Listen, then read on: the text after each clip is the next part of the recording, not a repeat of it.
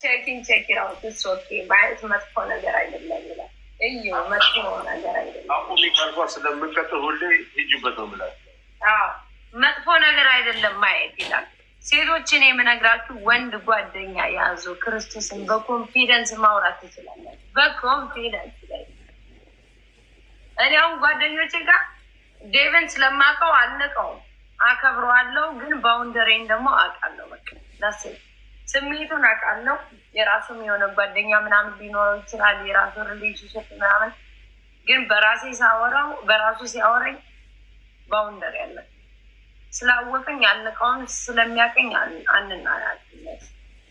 ግን በቃ ሂኖስ ጓደኛ ሲኖረኝ ባሌ ከኔ ጋር ሲሆን ያውቃል ባውንደሪ በቃ ዳስ ልክ ደግሞ የሆነ ነገር ሲከፋችሁ ብቻችሁን ስትሆኑ ምናምን ደግሞ ሂኖስ በቃ ዳስ ባልሽ ስላለ ያውቃል ባውንደሪ ምን ያህል መራቅ እንዳለበት። መጥፎ ነገር አይደለም አይደል ሌቢ? እኔም ጓደኛ ኑሮ ሲቀየሰኝ አውቀዋለሁ። ታካካ ትላለህ አንተማ አውቃለሁ ስትቀየሰኝ። አይ እኮ እንደዛ እኮ ታውቃለሽ። በቃ ዳሴ ፍቅረኛ ሲኖራቸው ወይ ፍሬንድ ሲኖራቸው ባል ሲኖራቸው ባውንደሪ አለ ሁሉም ሰው። ያ ማለት ምንድነው? ራሳችሁ ያወጣችሁት ባውንደሪ። ለምን ወንድ ልጅ ሴክሹዋል ራይደው ወይ የምታስቢ ከሆነ ሉዝለስ ነች። በቃ ሉዝ ታደርጊያለሽ ሁሉ ነገር። እኔ አለምን እንደዚህ ዝም ብዬ እጫወታለሁ። ዳሴ ታዲያ ተፈጥሮዬ ነው።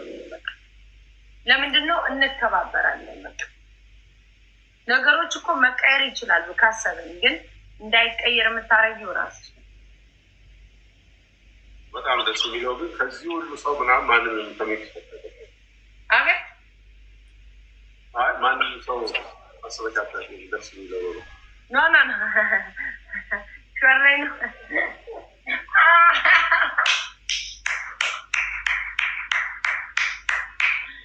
እየላስከኝ ነው እዚሁ አስቀምጠ ማለት ኧረ ትችላለህ። ላዳምጥ አልችልም። ጭራሽ እኔን ቁጭ አድርገህ ትልሰኛለህ። ደስ አይሾርኒ ከአንቺ የበልጬ አሁን ላስገባልሽ አንቺ ላይ ደወለ። አሁን ታብዳለች። ወጣ መልከን እየሰማሁ ነው ትለኛለች።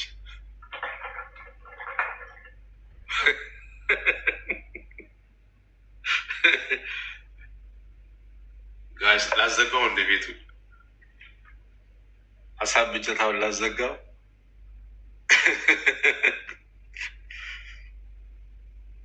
አላይካ አዝወን በጣም ነው ወዳት እኮ ማሚ አስወን ብላችሁ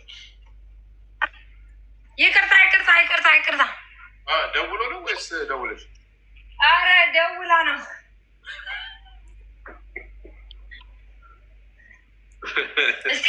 ወደ ፍቅር እንሂድ። ወደ ፍቅር ሳፈቅር እንደተረዳኝ አንተ ስታፈቅርም እኔ እረዳለሁ። አሁን አያቴና ኮብልስቶን በጣም እኮ ማደንቅሽ በምን እንደወጣ ያልሻል። እኔ አሁን አንተ ኮብልስቶን መስለህ የምትታየኝ ቤቢ።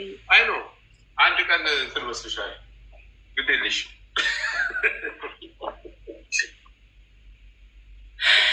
ግን አሁን ምንድን ነው እረዳለሁ። አሁን አንተ ያለበት ሰዓት ጥሩ ስላልሆነ እኔ እረዳለሁ።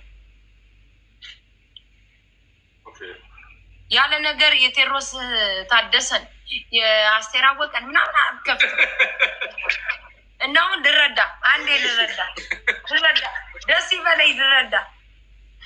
እኔ ዳይት ነው አሁን በዛ ምረዳ ሙዚቃ አዳምጣ ስሜ ከዳይት ጋር ነው የምታወሪ።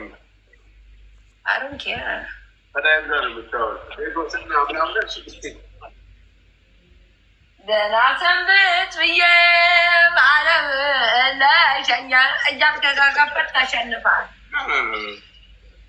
አይ እንዳላወቅሽ ነው የማውቀው። እኔ ግን አንድና አንድ የሙዚቃ ግን በሽታውን ነው የምንወጋው። በሽታውን ወቅተነው ግን ያንን በሽታ አታክ ያደርገዋል፣ ባዶ ያደርገዋል። ምናልባት ታንጀብል ላይሆን ይችላል፣ ስር ነቀል መድኃኒት ላይሆን ይችላል። ግን ለወዲያው ሰውየውን ከበሽታው ነፃ ያደርገዋል። መድኃኒት በወሰድን ሰዓት ሃይፕ እንትን ሲሆን ማለት የመድኃኒቱ አቅም ከባድ ሲሆን ሰውየው አቅሙን ያጣል፣ ላበላብ ይሆናል፣ ይወድቃል። መድኃኒት በባህሪው እንደዛ የሚያድን ሆኖ እኮ እንደዛ አያደርግም። ግን የሚወጋው የበሽታው ተመሳሳይ መድኃኒት ስለሆነ ነው። ስለዚህ የወደቀን የምናድነው በወደቀው አካል ነው። የወደቀውን አዳምን በወደቀው እንጨት ወይም በተጠላው እንጨት ነበር ማዳን የፈለገው። ስለዚህ ታሪኩ የአዳም ተቀይሯል። አገልጋይ አመስጋኝ ነበረ። ከአመስጋኝ ከአገልጋይነት ወደ ማይታመን ወደ አስቸጋሪ ሰው፣ ስርዓት ወደ ሌለው ለእግዚአብሔር ወደማይታመን አይነት ሰው ወርዷል ኦልሬዲ። በዚህም ምክንያት እንደውም የመከራ ምድር ወደሚባል የፍዳ ምድር ወደሚባለው ዓለም ተጥሎ ነበረ። ስለዚህ ይህንን የተጣለ አዳምን ለማንሳት የተጣለውን እንጨት ባለታሪክ ማድረግ ነበረበት እና በዕፀ መስቀል ነው ተሰቅሎ አዳምን ያዳነው። እንደውም በዘመኑ መስቀል የነገስታቱ ቤት አካባቢ ካዩ መሳፍንቱ መኳንንቱ በጣም ነው የሚጨነቁት። ምን አድርጌ ምን ተናግሬ ምን አምልጦኝ ይሆን? ምን ሊያደርጉኝ ይሆን? አሁን ሀገራችን ኢትዮጵያ ላይ ወጣቱ ፖሊስም ምንም ሳይ እንደሚጨነቀው ምን ሊያደርገኝ ነው? አሁን ሊያፍሱን ነው፣ ሊወስዱን ነው፣ ሊገርፉን ነው ወዘተርፈ እንደሚጨነቀው ሁሉ ያን ጊዜም እንዲህ አይነት ስትረስ ነበረ። ምን አድርገን ነው? ማን ሊሰቀል ይሆን? አይ እኔ እንኳን አልተናገርኩም። ግራዝማችን እንትና ሊሰቅሏቸው ይሆን? እንትና እንዲህ ሊያደርጓቸው ይሆን? በሀገራችን በኢትዮጵያም እንዲህ ነበረ። በነገስታቱ ያው ደህና ታሪክ እንዳለን ሁሉ የሚያስጨንቅ ታሪክ ነበረ። የአባታቸውን አይን አውጥተው የገደሉ፣ አባታቸውን እውር አድርገው ጫካ ውስጥ የጣሉ ሁሉ እኮ ባለታሪኮች አሉን። ጎጃም ወደ ጎንደርም ስንሄድ እንደዛው እንዲህ የምንንቀባረረው። በነገራችን ላይ ቀደም የሆነ ጽሁፍ እያየው ነበር እግረ መንገድ እና አማራነት ብቻውን ሰው መሆን አይደለም፣ አባቱን ቀጥቅጦ የገደለ ህዝብን ጭምር ታሪክ ነው እና እንደው ብቻውን እንትንነት፣ ጎጃሜነት፣ ጎንደሬነት፣ ጉራጌነት፣ ትግሬነት፣ ኦሮሞነት፣ ከፋነት፣ ሸካነት ወዘተርፈ ብቻውን ሰውነት አይደለም። እንደ ሰው ስናስብ ብቻ ነው ቀብራራ ሰው የምንሆነው። እንደ ኢትዮጵያዊ ስናስብ ብቻ ነው ሙሉ ሰው የምንሆነው እና እግረ መንገድ ቀደም የሆነ ኮሜንት እርስ በርስ እያወራችሁ ከታችሁኛ ሰምቼ አልፌያችሁ ነበረ።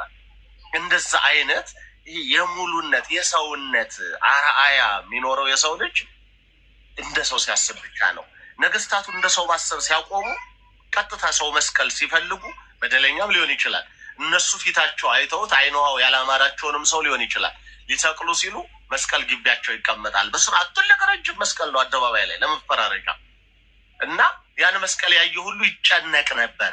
ኢየሱስ ክርስቶስ ለምንድን ነው ይሄ አዳም ተጠልቷል፣ ሰዎች ንቀውታል፣ ፍጥረታት ፊት ነስተውታል። አራዊት ትላንት አንበሳው ይሰግድለት ዝሆን ይሰግድለት የነበረ አዳም አሁን ግን ትንኝ የምታባረረው የምታስደነግጠው ሆኗል። ለምንድነው ታሪኩ የማይቀየር?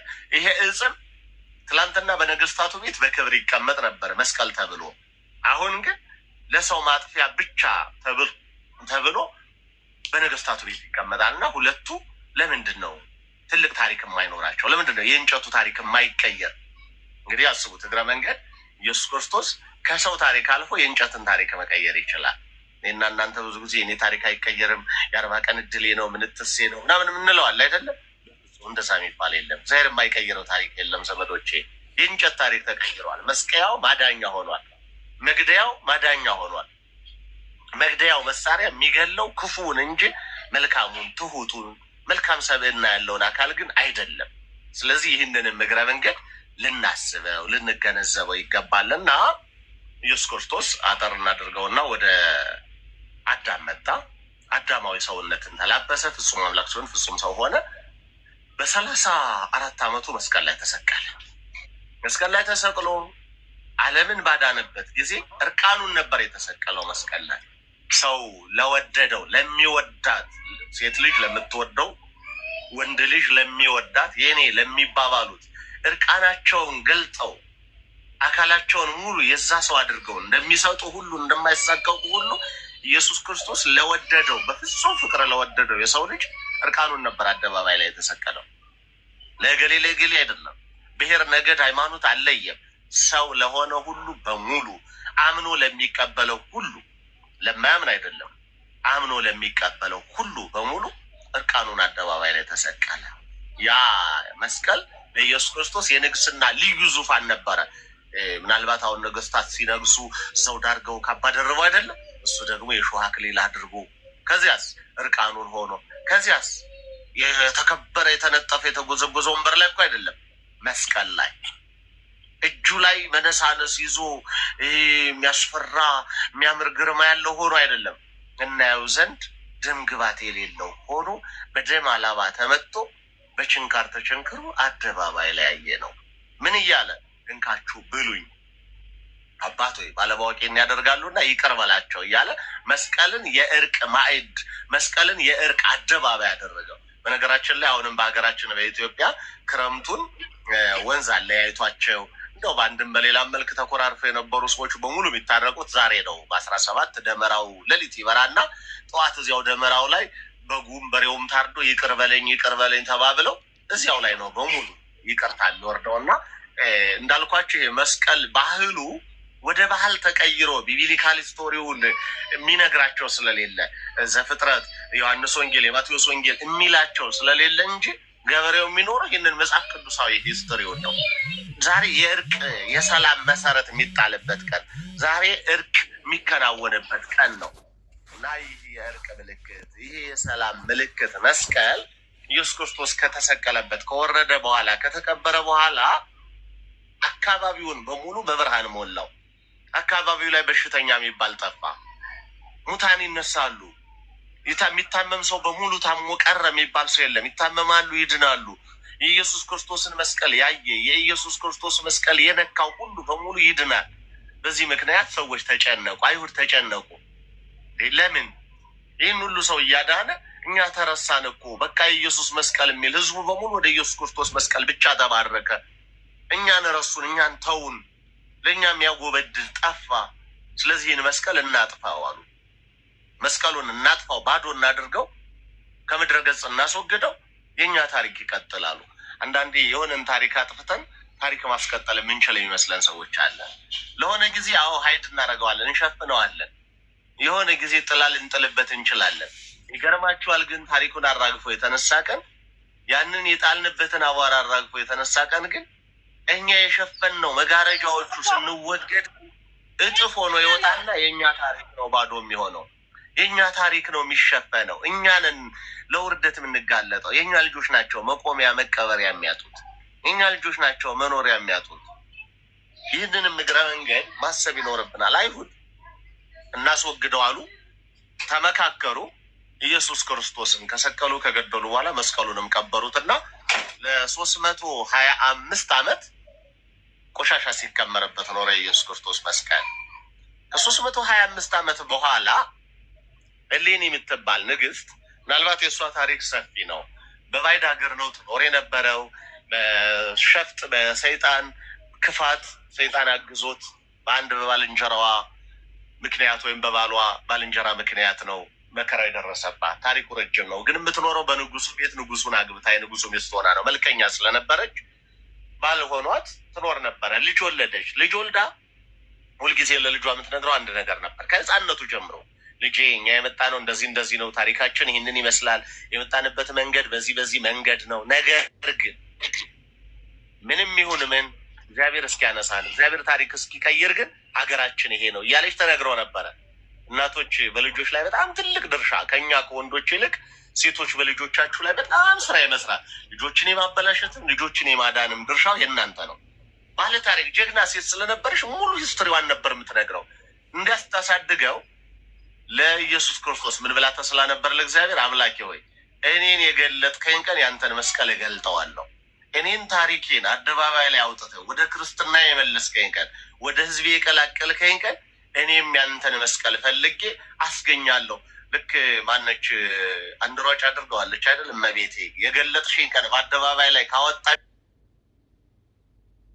አንደኛ እኔም አወጣሻለሁ ብላ ጡት ማስያዣ ውስጥ እመቤታችን ስዕል አድኖ ይዛ የሮጠች ሴት ላይክ ዛት በቃ ያንን ነው የደገመችው። ንግስት እሌኒ እኔን ከገለጥከኝ እኔን ባለታሪክ ካደረግከኝ ያንተን መስቀል አወጣዋለሁ አስቆፍሬ ብላ ተሳለች። እግዚአብሔር መልካም ነገር ለተመኘ አይደለም እንዲህ አይነት መልካም ስራ ለኛ ለግል እንኳን የሚጠቅም ሆኖ ግን ሰዎችን የማይጎዳ ነገር ለምን ነው በፍጹም እምቢ አይለንም። የሚጎዳን ሲሆን ብቻ ነው የሚከለክለን፣ እንድንወድቅበት እንድንጠፋበት ስለማይፈልግ። ልጆች አባቶቻችን ካፖርት ብንለብስ ካፖርቱም ህፃናቱም ከጥቅም ውጭ ነው የምንሆነው። ልክ እንደዛ ያለ አቅማችን ስንለምን አይሰጠንም፣ ከቀን በላይ የሆነ ነገር ጠይቀ ነው ስልጣን፣ ገንዘብ፣ እውቀት ምንጠፋበት ከሆነ አይሰጠንም። ከዛ ውጭ ግን በልካችን ሳያኖረን ቀርቶ አያውቅም። እና ይህች ሴት ልጇ አደገ፣ አባቱ ሲያርፍ ንጉስ ሆነ። ንጉስ ሲሆን እናቴ ምን ላድርግልሽ አላት። ልጄ የንጉስ እናት አይደለሁ ከዚህ በኋላ? አዎ ኢየሩሳሌም እንደሄድ አድርገኝ፣ የጌታ የኢየሱስ ክርስቶስን መስቀል ማውጣት ማስገኘት ፈልጋለሁ አለችው። ተቀብሯል ሲባል ሰምቻለሁ። ኦኬ ምን ችግር አለ? ሰራዊት ተመደበላት። ሄደች። ሄዳ ስትሞክር ግን አልቻለችም። ነጽርን አስገቢያቸው መማርዬ ታሽ ነጽር። ከዛ ይቅርታ ግን ማነው ሰራዊት መደበላትና ሄደች። ቁፋሮ ፍለጋ ወዘተርፈ ተደከመ፣ ግን ሊሆን አልቻለም። ወጡ ወረዱ፣ መላ ኢየሩሳሌምን አሳደዱ፣ አልቻሉም። ዞረው ሚውት ነጽር ሚውት። ከዛ ሲያቀጣት ምን ያደረገች ታሪክም